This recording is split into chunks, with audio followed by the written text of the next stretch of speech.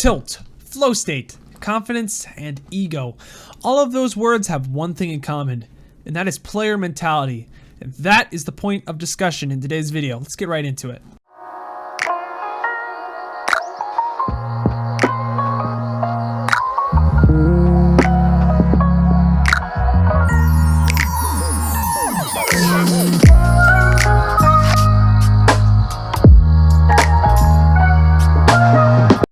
Esports.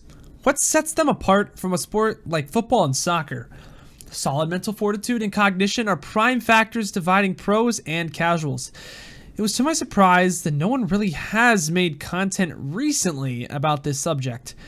The importance of all things mentally for players is not as stressed as it should be, but that's what I'm here to explain. The main way I personally see playing at your best is to play within your flow state. Now, I could go into depth about what flow state is, but I'm just going to give you guys a short description because you can look up what this term really means more in depth. In short, flow state is the idea that you are at an optimal level of difficulty in which you are the most focused. If something is too difficult, it can cause a player to be stressed and panicked, but if it is too easy, they will not be stimulated enough and will become unfocused. Here is where improvement begins. In my opinion, it all revolves around a player's individual flow state. This is why the best way to create a team is to not necessarily pick the best players from every role, but rather to pick players to get the most even skill level together. A really good example of this is the team Regen. This tier 3 organization creates tomorrow's superstars, and it is all because the players they pick have the same dedication and are all at the same level. So, if flow state is the most important thing to maintain, why doesn't everyone adopt it? If I do adopt this understanding, I'll just go pro, right? Maintaining flow state is easy. Wrong. There are many factors that go into your performance, which all affect flow state, and ultimately your performance. Here I introduce to you, or remind you rather, the term. The original idea of tilting traces back to one of two places. One includes when a player in poker essentially loses their shit and starts betting wildly, or the action of tilting a pinball machine to physically manipulate the ball. This will cause the machine to neglect your control of the provided bumpers, as tilting the machine is a breach of legitimacy. If you have never tried this, I urge you to do so and see what happens. It really is a real thing.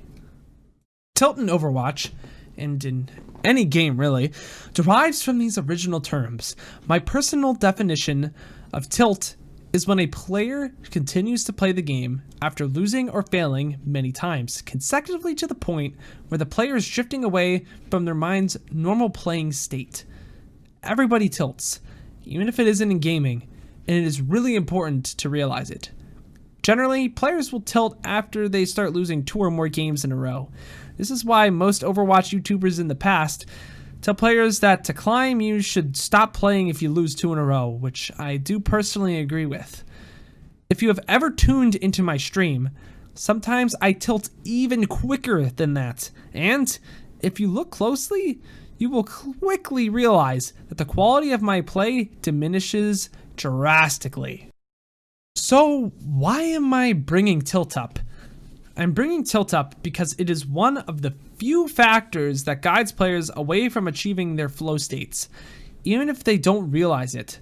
Some players say that they don't feel tilted, and maybe they don't, but that is a defense mechanism, and players should realize their limits. A question you may ask is, Paz, if I lose 2, should I just stop playing? Isn't that counterintuitive?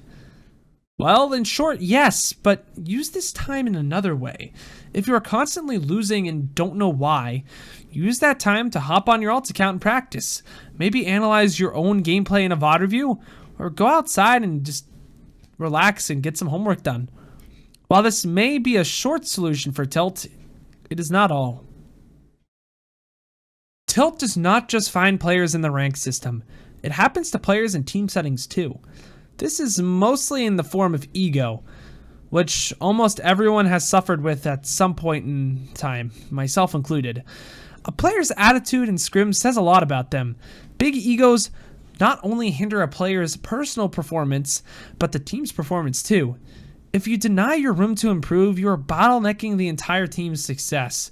This is because you not only put less effort into winning, but you also pressure the rest of your team until they eventually feel like shit.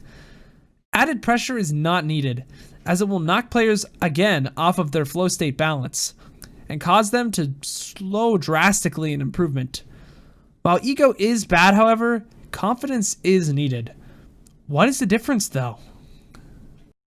Confidence is like ego, but in a positive light. A player that is too confident within themselves to perform at the level they are asked to will follow through more consistently than one that feels as though they are too weak as well as too strong. This is because this mindset sets the player to be in the center of their flow state. The difficulty just feels right, and the level of cognitive function is comfortable for the player to feel good while performing. Confidence in a team environment also will rub off on your team, creating a bond of trust that leads to positive outcomes. And if you don't believe me, eventually, when you do find an environment as such, you'll understand.